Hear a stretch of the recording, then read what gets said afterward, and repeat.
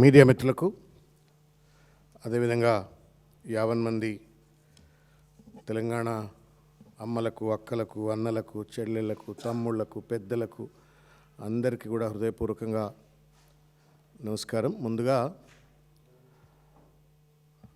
తెలంగాణ ప్రజలకు, పాత్రికేయ మిత్రులకు, ఆత్మీయ మిత్రులకు, బీఆర్ఎస్ పార్టీ కార్యకర్తలకు అందరికీ కూడా, నాయకులకు, బీఆర్ఎస్ పార్టీ నాయకులకు అందరికీ కూడా హృదయపూర్వకంగా సంక్రాంతి పండుగ శుభాకాంక్షలు తెలియజేస్తూ ఈ పత్రికా సమావేశాన్ని ప్రారంభిస్తూ ఉన్నాను.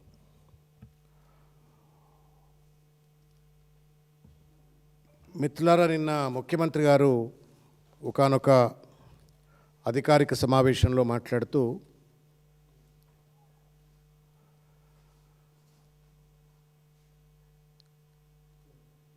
ట్రాఫిక్ రూల్స్ విరుద్ధంగా నిబంధనల ఉల్లంఘనకు भाई साहब आप ख़त्म करें तो हम प्रेस मीट करेंगे.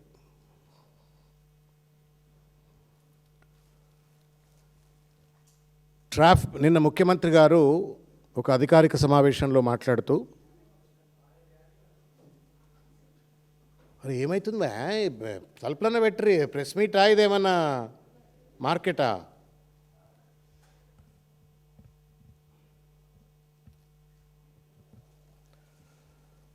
నిన్న ముఖ్యమంత్రి గారు ఒక సాధికారికమైనటువంటి ఒక సమావేశంలో మాట్లాడుతూ ట్రాఫిక్ నిబంధనల ఉల్లంఘనకు పాల్పడి చలాన్లు గనక పోలీసులు వేసినట్టయితే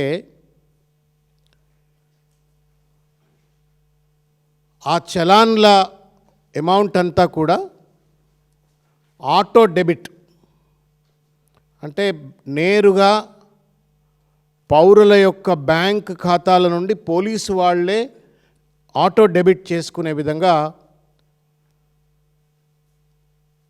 చర్యలు చేపడతాము అని చెప్పని ప్రకటించడం జరిగింది. ఆ వీడియో ఒక్కసారి నేను ప్రజలందరి దృష్టికి కూడా తీసుకొచ్చే ప్రయత్నం చేస్తాను.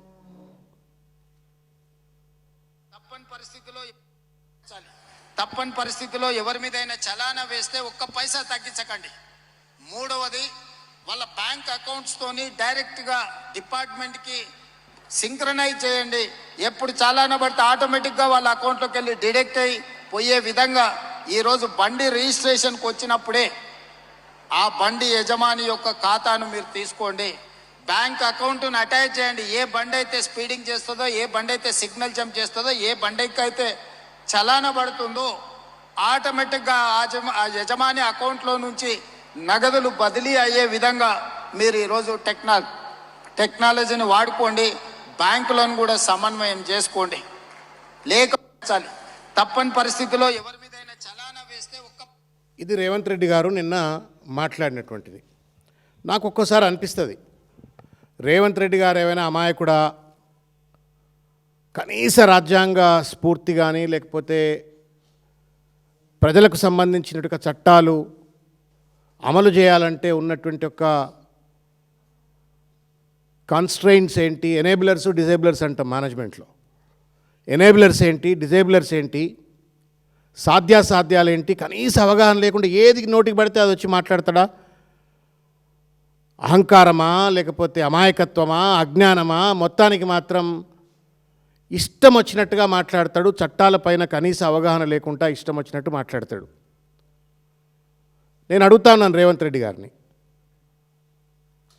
నువ్వు ముఖ్యమంత్రి అయిన తర్వాత 2 ఏళ్ళు పూర్తయినాయి. ఈ 2 ఏళ్లలో ప్రజలను బాగు చేసే ఒక్క మంచి పని చేసినావా చెప్పు? నువ్వు ఒక్క చట్టబద్ధమైన రాజ్యాంగబద్ధమైన పని చేసినావా చెప్పు? గుండె మీద చేయబెట్టుకొని రేవంత్ రెడ్డి గారు పండుగ ముందు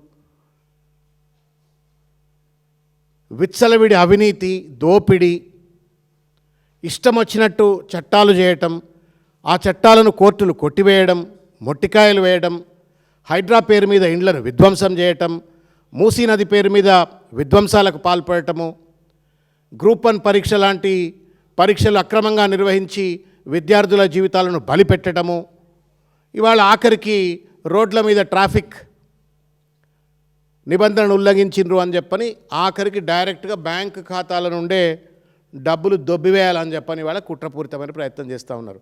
we are not against regulating the traffic on the roads, కానీ అవసరమైనటువంటి ఒక రీతిలో ప్రజలను చైతన్యపరచండి, ఎడ్యుకేట్ చేయండి.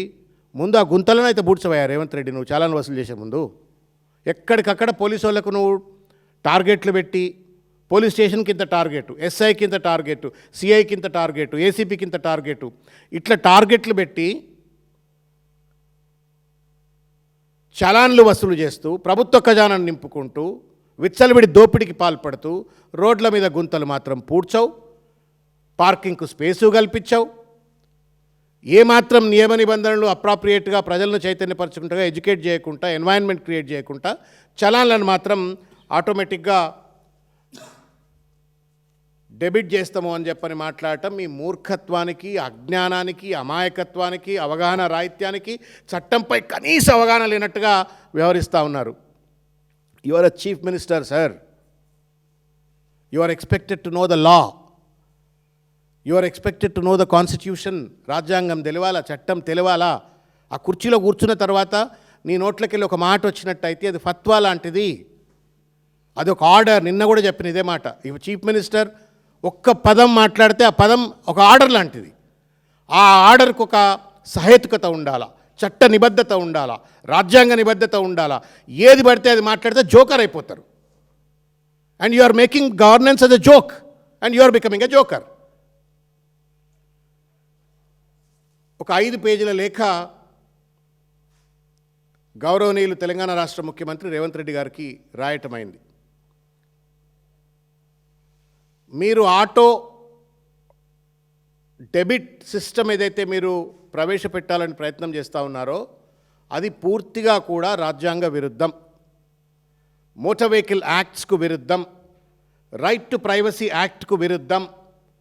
మీకు ఇష్టం వచ్చినట్టుగా బ్యాంకులను అదేదో రేవంత్ రెడ్డి గారి ప్రైవేట్ బ్యాంక్ అయినట్టుగా వాటిని నేను డైరెక్ట్గా అకౌంట్ డీటెయిల్ తీసుకుంటా, అందులో నుంచి డైరెక్ట్గా డబ్బులు నేను రెజ్యూమ్ చేసుకుంటా, డెబిట్ చేసుకుంటా అని చెప్పనైతే మాట్లాడుతుండో ఇది పూర్తిగా కూడా రాజ్యాంగ ఉల్లంఘన, రాజ్యాంగానికి వ్యతిరేకము, చట్టాలకు వ్యతిరేకము, రైట్ టు ప్రైవసీ యాక్ట్కు వ్యతిరేకము, ఫండమెంటల్ రైట్స్కు కూడా ఇది వ్యతిరేకం. రేవంత్ రెడ్డి గారు, నాకు అర్థం కావట్లేదు, మీరు ఎవరితో మాట్లాడతారా? ఉట్టినే నోటికి ఏదొస్తుంది మాట్లాడతారా మీరు? When you're talking, do you think are at least do you talk to somebody? ఏం మాట్లాడాలా, ఏం మాట్లాడొద్దు, ఏం పాలసీ ఎట్లా తయారు చేయాలా, ఓ కాన్సిక్వెన్షియల్ థింకింగ్ ఏమైనా ఆలోచిస్తారా లేదా? ఏది పడితే అది వచ్చేసి ఫట మాట్లాడేస్తారా? ఈ సినిమా ఇది బాలకృష్ణ సినిమా డైలాగ్ ఏదేమన్నా? బాలకృష్ణ సినిమా డైలాగా సార్ ఇది? It's a government, it's a policy. A policy supposed to have the constitutional sanctity. ఎవడిచ్చాడండి అధికారం నీకు? నాకు చెప్పు ముఖ్యమంత్రి గారు. దేశానికి రాజువా నువ్వేమన్నా? క్రౌన్లెస్ కింగ్ అయింది? భారత రాజ్యాంగం ఏం లేదా? ఇష్టం వచ్చినట్టు మంది బ్యాంకులను మొత్తం లోబర్ చేసుకొని డబ్బులు వసూలు చేస్తావు. వీలవుతుందా?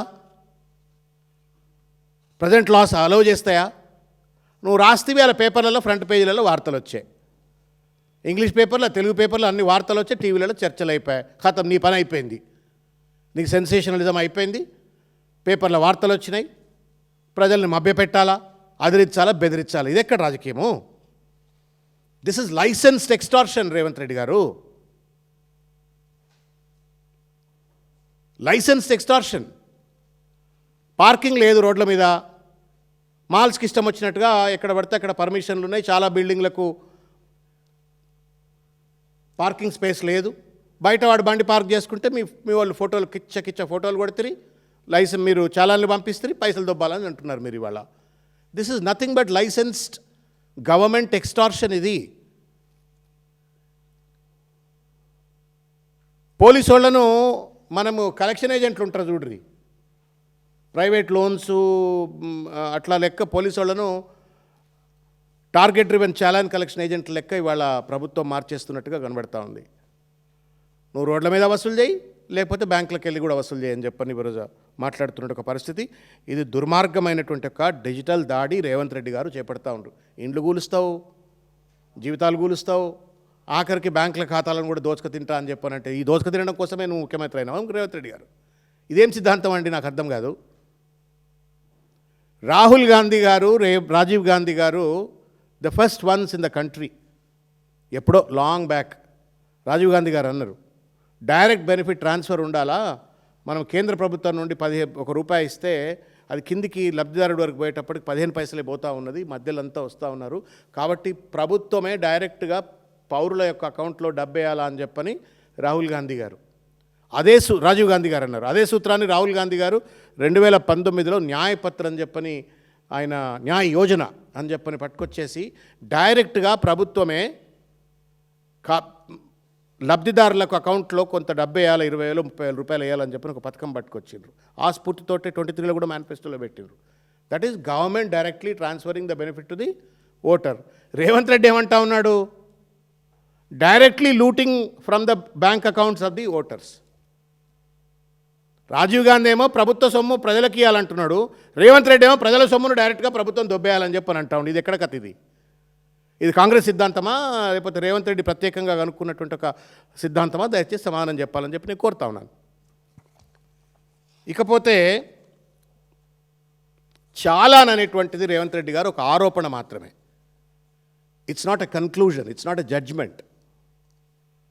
పౌరుడికి చట్టం ప్రకారంగా ఆర్టికల్ 21 ప్రకారంగా మోటార్ వెహికల్ యాక్ట్ ప్రకారంగా ఒకసారి ఒక చాలన్ వచ్చిన తర్వాత కట్టొచ్చు, కట్టడానికి నిరాకరించవచ్చు, ఆ చాలాన్ని కోర్టులో ఛాలెంజ్ చేయవచ్చు. చేసిన తర్వాత మాత్రమే ఒకవేళ కోర్టు నిర్ధారించినట్టయితే మాత్రమే చాలాన్కు సొమ్ము కట్టించుకునేటువంటి ఒక అధికారం ప్రభుత్వానికి కానీ లేకపోతే పోలీసులకు కానీ మోటార్ వెహికల్ డిపార్ట్మెంట్ కానీ ఉంటుంది. ఈ మాత్రం ఇంగితం మీకు లేదా అని చెప్పి నేను అడుగుతా ఉన్నాను. తర్వాత బ్యాంక్ అకౌంట్ నా ఆస్తి, పౌరుల ఆస్తి, ఆటోమేటిక్ డెబిట్ ఎట్ట పెట్టుకుంటాను అంటే వ్యక్తిగత ఆస్తి హక్కు పైన కూడా రేవంత్ రెడ్డి గారి వాళ్ళ దాడికి పాల్పడుతున్నట్టుగా కనబడతా ఉంది. మూడవ ముఖ్యమైన అంశం ఏంటంటే బ్యాంకులు function under the government of India. They function under the government of India. మీరు బ్యాంకింగ్ చట్టాల ప్రకారంగా రాజ్యాంగం ప్రకారంగా అవి యూనియన్ లిస్ట్లో ఉన్నటువంటివి. ఇష్టం వచ్చినట్టు రేవంత్ రెడ్డి గారు లేకపోతే రాష్ట్ర ముఖ్యమంత్రి అనుకోగానే బ్యాంకులన్నీ కూడా నీకు అకౌంట్లు ఇచ్చేసి లేకపోతే ఆ మొత్తము వాళ్ళకి సంబంధించిన వివరాలు ఇచ్చేసి ప్రభుత్వం పోలీసు వాళ్ళే ఆటో డెబిట్ చేసుకునేటువంటి అధికారం ఇవ్వడానికి రాష్ట్ర ప్రభుత్వానికి ఏమాత్రం కూడా వెసులుబాటు లేదు. కేంద్ర ప్రభుత్వ నిర్ణయం అది. అదొక పద్ధతి. నా అకౌంట్ వివరాలు, నా అకౌంట్లో ఎంత డబ్బు ఉన్నది అనేటువంటి ఒక వివరాలను తెలుసుకునేటువంటి ఒక హక్కు ప్రభుత్వానికి లేదు. This is an invasion of right to privacy. Several judgments ఉన్నాయి, సుప్రీంకోర్టు జడ్జిమెంట్స్ ఉంది, రాజ్యాంగపరమైనటువంటి ఒక నియంత్రణలు ఉన్నాయి. ఇవన్నీ ఉన్న తర్వాత ఏం సోయి లేకుండా ఏది పడితే అది మాట్లాడుతూ ఉన్నారు రేవంత్ రెడ్డి గారు. నేను అడుగుతా ఉన్నాను రేవంత్ రెడ్డి గారిని, కనీసం ఈ ప్రకటన చేసే ముందు నీ సొంత క్యాబినెట్ మంత్రులతో అయినా చర్చ చేశారా? క్యాబినెట్ మంత్రులతో చర్చ చేశారా? ఆయన ఎవరు? అడ్వకేట్ జనరల్, ₹1,00,000 జీతం ఇచ్చి మనం ప్రభుత్వం పెట్టుకున్న అడ్వకేట్ జనరల్ సుదర్శన్ రెడ్డి గారితో ఆయనతో మాట్లాడినారా? వాళ్ళ సలహాలతోటే మీరు ఇటువంటి యొక్క తప్పుడు ప్రపోజల్స్ అన్నీ కూడా ప్రజలపైన రుద్దాలని చెప్పని ప్రయత్నం చేస్తున్నారా అని చెప్పి నేను అడుగుతా ఉన్నాను రేవంత్ రెడ్డి గారిని. బాగా ఉత్సాహపడుతున్నావు కదా ప్రజల చాలాన్ల సొమ్ము వసూలు చేయాలని చెప్పని, ఆటో డెబిట్ అని చెప్పని. మరి ఆటో క్రెడిట్ ఎందుకు లేదండి రేవంత్ రెడ్డి గారు? ఆటో క్రెడిట్ సిస్టమ్ ప్రవేశపెట్టు మొదలు. డైరెక్ట్గా పెన్షన్లు లేకపోతే జీతభత్యాలు ఆన్ టైంలు ఇవ్వడం కానీ, పెన్షన్లు ఆన్ టైంలు ఇవ్వడం కానీ, నిరుద్యోగ తర్వాత రిటైర్డ్ అయిన ఎంప్లాయీస్కి వాళ్ళకు ఫైనల్ సెటిల్మెంట్స్ చేయటం కానీ, ఇవన్నీ కూడా ఆటో క్రెడిట్ చేయి. మరి నువ్వేమో ఆటో క్రెడిట్ చేయవు, నెలలు వాళ్ళను వేధించుక తింటావు. రిటైర్డ్ అయినటువంటి ఒక ఉద్యోగులు కోర్టుకు పోయి కోర్టుల నుంచి ఆర్డర్లు పట్టుకొస్తే కూడా వాళ్లకు అకౌంట్లలో డబ్బులు క్రెడిట్ చేయవు. ఫీ రియంబర్స్మెంట్ ₹10,000 విద్యార్థులకు నువ్వు నిధులు కేటాయించవు, నిధులు వాళ్ళకి క్రెడిట్ చేయవు, కాలేజీలకు నిధులు క్రెడిట్ చేయవు. కానీ చలాన్ల సొమ్ము మాత్రం క్రెడిట్ చేయాలట. టెక్నాలజీని వాడుకోరు, అది వాడుకోరు, ఇది వాడుకోరు అని చెప్పని అదిరించి బెదిరించి మాట్లాడితే ఇదేమన్నా డెమోక్రటిక్ కంట్రీయా లేకపోతే ఏమన్నా అనుమల రాజ్యాంగంలో నడుస్తున్నటువంటి ఒక నియంతృత్వ దేశమా? నాకు భయం ఏం కలుగుతుంది అంటే ఇవాళ ఈ చలాన్లతో మొదలుపెట్టిండు, రేపు నల్లా బిల్లులు, కరెంటు బిల్లులు, మిగతా అన్నీ కూడా ఇట్లా ఆటో డెబిట్ అని పెట్టేసి ప్రజలను పీడించక తినడం కోసం రేవంత్ రెడ్డి గారు సన్నద్ధమవుతున్నట్టుగా కనబడుతుంది. దీనిపైన సమాధానం చెప్పాలని కోరుతా ఉన్నాను. సైబర్ సెక్యూరిటీ, నా అకౌంట్ డీటెయిల్ తీసుకుంటా అంటున్నావు నువ్వు ఎలా? How are you going to protect? ఇవాళ నిన్నటికి నిన్న మనం సత్తుపల్లిలో చూసినాం. 3 రోజులకి నిన్ననా మనను సత్తుపల్లి ఖమ్మం కమిషనర్, ఆయన ఎవరో సునీల్ దత్ ఎవరో అనుకుంటా, ఆయన కమిషనర్ మాట్లాడుతూ ఒక సత్తుపల్లి గ్రామంలో, సత్తుపల్లి నియోజకవర్గంలో మారుమూల తెలంగాణ మారుమూల ప్రాంతంలో 500 కోట్ల రూపాయల ఫ్రాడ్ జరిగింది, సైబర్ ఫ్రాడ్ జరిగింది. ఏందనంటే బ్యాంకులకు వెళ్ళి డైరెక్టు డబ్బులు దొబ్బేయటం, కోట్ల రూపాయల డబ్బులు దొబ్బేసినారు. కోట్ల రూపాయల ప్రజల సొమ్మును దొబ్బేసిండ్రు అని చెప్పని సాక్షాత్తు సునీల్ దత్ గారు, ఎవరైతే ఖమ్మం కమిషనర్ ఉన్నారో ఆయన 500 కోట్ల రూపాయలని మొత్తం రాష్ట్ర ప్రజల మొత్తం అకౌంట్లనే తీసుకుంటా అంటున్నావు. How are you going to ensure the cyber security Revanth Reddy గారు? ఇంత స్ట్రింజెంట్ లాస్ ఉన్నాయని చెప్పుకోబడుతున్న తరుణంలో, కాన్ఫిడెన్షియాలిటీ ఉందని చెప్పుకున్న తరుణంలో, సత్తుపల్లిలో 500 కోట్ల రూపాయల సైబర్ ఫ్రాడ్ బ్యాంకుల నుండి సొమ్మును దొబ్బేసినటువంటి ఒక చరిత్ర మన కళ్ళ ముందు కనబడతా ఉంటే దీన్ని ఎట్లా నువ్వు చేస్తావని చెప్పని వాళ్ళ అడుగుతా ఉన్నాను. నేను చివరిగా ఒకటే మాట చెప్తా ఉన్నాను. కరెక్టే, చాలాన్ గీత దాటితే చాలాన్ కదా, మరి నోరు జారితే చాలాన్ ఉండొద్దా సార్? రేవంత్ రెడ్డి గారు పొద్దున్న లేస్తే నోరే జారుతున్నారు కదా. కేసీఆర్ గారిని అయినా, హరీష్ రావు గారిపైన, కేటీఆర్ గారిపైన, బీఆర్ఎస్ పార్టీ కార్యకర్తలపైన, నాయకులపైన నోరు జారుతున్నారు. నోరు జారితే ఏం చాలా వేయాలా? దానికేం ఆటో డెబిట్ చేయాలా? నీ అకౌంట్ డీటెయిల్స్ కూడా ఈ ప్రజలకు తిట్టిన ప్రతిసారి మేము కూడా డెబిట్ చేసుకుంటాం. నువ్వు అడ్డందిడ్డంగా మాట్లాడిన ప్రతిసారి మేము కూడా డెబిట్ చేసుకుంటాం సార్. ప్రజలు గీత దాటితే చాలా వేయాలంటున్నావు, ఆటో డెబిట్ కావాలంటున్నావు. పెద్ద నియంత దొర, ఫ్యూడల్ దొర. మంచిదే, చెయ్యి. మరి నీ నోరు దారిన దానికి మరి ఎవరు చాలాన్లు కట్టించుకోవాలా? వాటిని ఆటో డెబిట్ ఎట్లా చేయాలా? దయచేసి అది కూడా సమాధానం చెప్పాలని చెప్పని నేను కోరుతా ఉన్నాను. ఇగో మా సోదరులు ఇస్తూ ఉన్నారు. ఇది గాయనకి ఇవన్నీ పట్టింపులు ఉన్నాయా సుజయ్? రేవంత్ రెడ్డి పైన కూడా 3 ఫైన్లు ఉన్నాయట. ఆయన బండ్లకు కూడా 3 ఫైన్లు ఉన్నాయట. మరి ఇవి కూడా ఎవరి అకౌంట్లోకి వెళ్ళి చేయాలి సార్? మీ బ్యాంక్ అకౌంటా, మీ డ్రైవర్ బ్యాంక్ అకౌంటా, లేకపోతే ప్రభుత్వ అకౌంటా?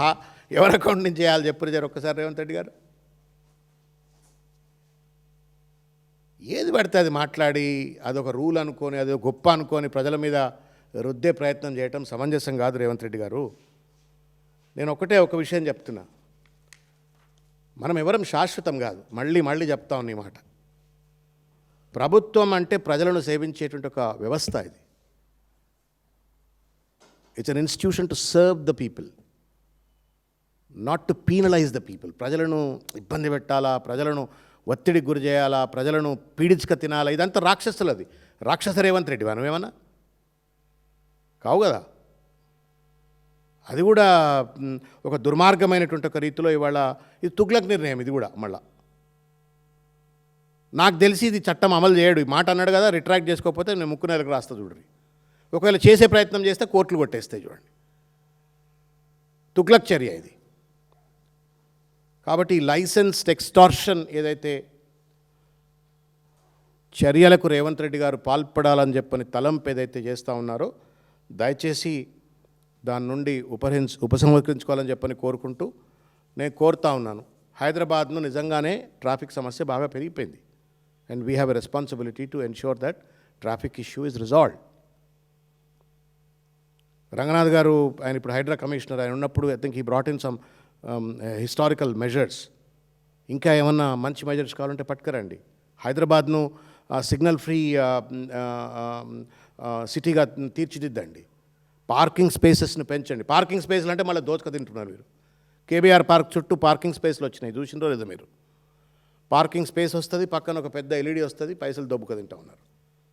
అట్లా పైసలు దొబ్బుక తినకుండా పార్కింగ్ స్పేసెస్ క్రియేట్ చేయండి ప్రభుత్వం. పబ్లిక్ ట్రాన్స్పోర్ట్ను పెంచండి మీరు. స్ట్రింజెంట్గా పర్మిషన్స్, మీరు పార్కింగ్ స్పేస్ ఉంటేనే పర్మిషన్లు ఇచ్చే విధంగా మాల్స్కి కానీ, బిల్డింగ్స్ కానీ, హైరైజ్ టవర్స్ కానీ, లేకపోతే ఆ రోడ్ వైడనింగ్ అవసరమైతే రోడ్ వైడనింగ్ చేయటం కానీ ఇవి ఆలోచించండి.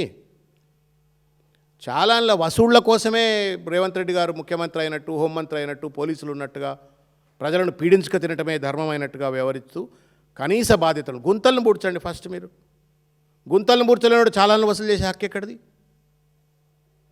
కాబట్టి ముఖ్యమంత్రి గారికి నేను విజ్ఞప్తి చేస్తూ ఉన్నాను, ఇది కోపంతో ఏదో మాట్లాడింది కాదు, ఇది ప్రజలకు సంబంధించిన అంశం. ఇది ముఖ్యమంత్రిగా ఇష్టం వచ్చినట్టుగా ఒక ధర్మకర్తగా ఉండాల్సిన ముఖ్యమంత్రి ఒక రాక్షస మనస్తత్వంతో ప్రజలను పీడించేటువంటి ఒక రీతిలో ఇష్టం వచ్చిన చట్టాలు చేసి ప్రజల ముందు అపహాస్యం, కోర్టుల ముందు అపహాస్యం అయ్యేటువంటి ఒక రీతిలో వ్యవహరించొద్దు అని చెప్పని ముఖ్యమంత్రి గారిని కోరుతూ ఈ licensed extortion of people in the name of challans దయచేసి విరమించుకోవాలని చెప్పని విజ్ఞప్తి చేస్తున్నాను.